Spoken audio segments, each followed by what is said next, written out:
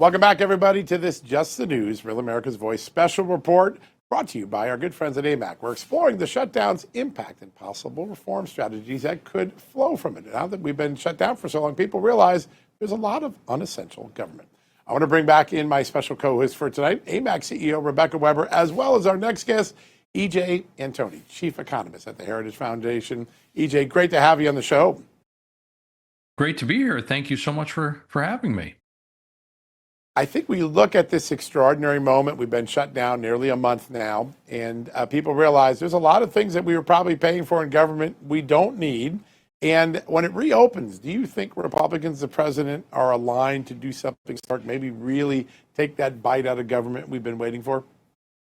I think so. And part of that now is going to determine, or part of that is determined by, I should say, how long the shutdown lasts. And there are different things. For example, once you get beyond that 60-day window, it really opens up a lot of possibilities for the administration to do things like reduce headcount, for example. So depending on how long the shutdown lasts, I think will actually help determine how much progress the administration can make. But whatever the case, and to your point, every day that goes on makes it clearer just how much of this government is non-essential, is not actually doing anything to help the average American. In fact, unfortunately, more often than not, it's exactly the opposite. We see the government doing things like regulation that are hurting the average American much more than helping.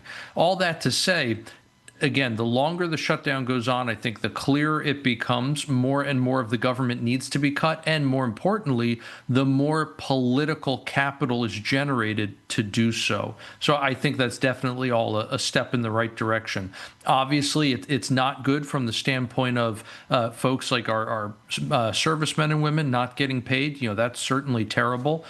So by all means, we want to see it resolved as quickly as possible. And we want to see those kinds of essential services returned. But the bloat and the bureaucracy, that does not need to come back. EJ, from your perspective at the Heritage Foundation, does a shutdown like this accelerate the national debt problem or complicate Congress's real efforts to bring spending under control? It's a good question. You know, in terms of the cost, there definitely seems to be an economic cost.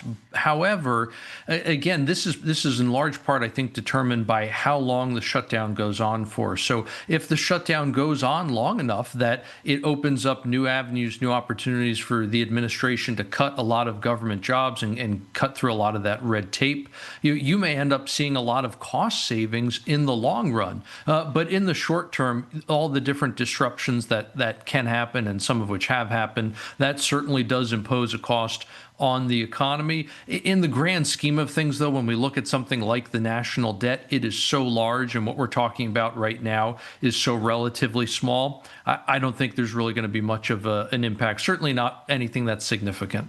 EJ, let me ask you about this.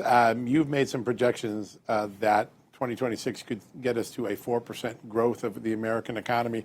I was just talking to a bunch of small business leaders and small business owners. They are really bullish on next year. What is that optimism flowing from after all the 4 or 5 years of inflation that we've been through?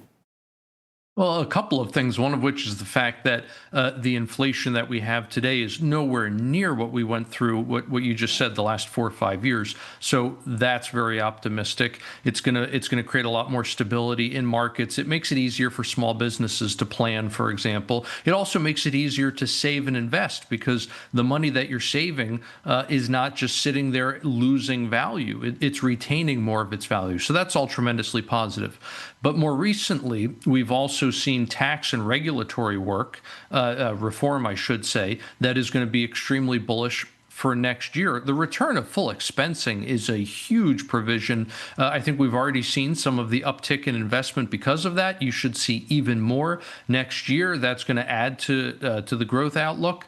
And then on the consumer side, the fact that you're getting so much regulatory reform in as well is going to help bring down costs for different consumer items. So again, very, very positive on the regulatory and the tax front. And then as we look ahead, if Congress doesn't adopt major debt reduction reforms in, say, the next 1 to 2 years, what scenarios do you think that we could be exposed to? For example, higher interest rates, inflation, spillovers, credit downgrades. How can American people, how can the American public really prepare? Oh goodness. I mean, really, the best way to prepare is I think to try to prevent. Right. The old Mm. saying, an ounce of prevention is worth a pound of cure. We should be exerting as much political pressure as possible on our elected representatives to get them to cut spending. That really is the problem. And it's not that we don't have high enough taxes. Trust me, our taxes are plenty high enough on all income groups. The fact is, though, that despite the fact that tax revenues are at or near a record high by any measure, you're just spending so much more money than you're taking in. In other words, spending is growing so much faster than the increase in tax revenue that you're continuing to have this deficit problem. What does that look like? Well, if the government is borrowing a lot of money, then that's money that is not available to lend to the private sector. So in addition to the different things that you mentioned, like potential debt downgrades, like higher interest rates, you're also just looking at the fact that you're going to have slower economic growth. As you move resources away from the productive private sector and you move them towards the unproductive public sector, that creates inefficiencies, and that results in slower economic growth, which means that the situation is going to be worse for everybody, whether you're talking low-income individuals, high-income individuals. So it looks like less economic growth, it looks like higher interest rates, and it looks like higher inflation rates if we don't get spending under control. I mean, really, just look back at the last 4 years under Biden and ask yourself, do you want to go through all of that again? That's what we went through, and you're going to go through exactly the same thing if you don't continue getting spending down.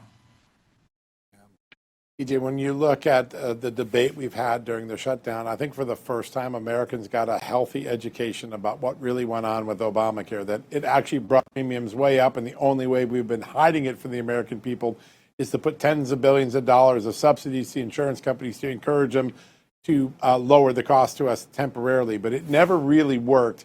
Mike Johnson came on the show a couple of weeks ago and said, in December, we're going to revamp Obamacare in a big way. It's going to be a massive change. We're going to fix what's there. Pension benefit pharmacy benefit managers and others getting fixed. Is this a historic moment for the American people to learn what happened with Obamacare and to fix it for the good? Oh, certainly. And the American people really do need to learn everything that happened. One of the people who was responsible for Obamacare and also helped get it passed, Jonathan Gruber, he actually said in an interview that has since become public that they relied on the ignorance of the American people to get the law passed. In other words, he was saying if the American people actually knew what was really in Obamacare, there's no way anyone would have gone for it. And so they had to rely on, as Nancy Pelosi said, we have to pass the bill to find out what's in it, right? As she infamously said. I mean, it's appalling, but these are the kinds of things that happen. Now, in terms of reforms, I think the different ideas that are getting bannered about right now on Capitol Hill are definitely good. I would also really like to see the return of catastrophic plans. In other words, very basic things are not covered. The things that are covered are the big catastrophic events. In other words, you would make health insurance look like what it used to. You would make health insurance look like car insurance. Your car insurance doesn't cover things like getting your oil changed. It doesn't cover things like getting your tires rotated, replacing wiper blades, things that are just regular maintenance items. But that's what we expect health insurance to do today. We try to make health insurance cover everything from your annual checkup to some over-the-counter medicines. I mean, it's crazy because every time you make health insurance cover one more thing, yes, you're getting an additional benefit, but the cost of that benefit just gets passed right on to the consumer in the form of a higher healthcare premium. So the consumer doesn't actually pay any less in total. You're just paying in a different way. But on top of that, now you've added in middlemen costs from the insurance company. And so the consumer ends up actually paying slightly more for their healthcare coverage. And because of all the different regulations and everything that have been piled on because of Obamacare, everything has gotten grossly more expensive. It turns out everything Obama told us was a complete lie when he said, if you like your healthcare plan, you can keep your healthcare plan. No, you couldn't. Obamacare made a lot of those healthcare plans illegal. He said, if you like your doctor, you can keep your doctor. No, it forced a lot of doctors out of business, and it forced a lot of doctors to no longer take most insurance. And so when we're talking about reforms, I like a lot of the ideas that are being talked about right now, but my favorite idea would still be just full repeal of the entire ACA.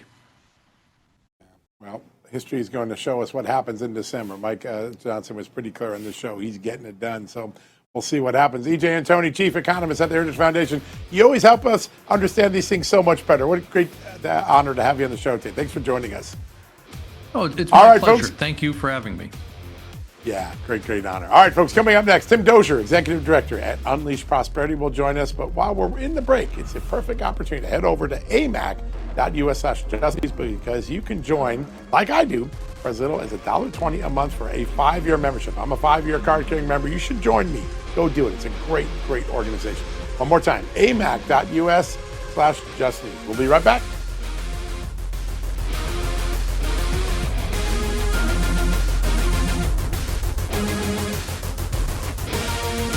Hey folks, as an investigative journalist, I've spent my career digging into the facts, cutting through noise, asking hard questions, and getting to the truth. And when it comes to who I recommend to my audience, I hold everyone to the same standard. That's why I want to tell you I've done the homework, and AMAC, the Association of Mature American Citizens, is the real deal. AMAC is a conservative alternative to AARP. They're focused on faith, family, and freedom, and they offer real benefits to their members, myself included, including discounts on travel insurance, in prescriptions, so much more, exclusive resources, and their excellent AMAC magazine. And right now, when you sign up for a 5-year membership, you'll save up to 33%. That's just over $1 a month, a smart investment to stay informed, get real value, and support a cause that matters. Visit amac.us/justnews today. I've done the vetting. Now you can take the next step.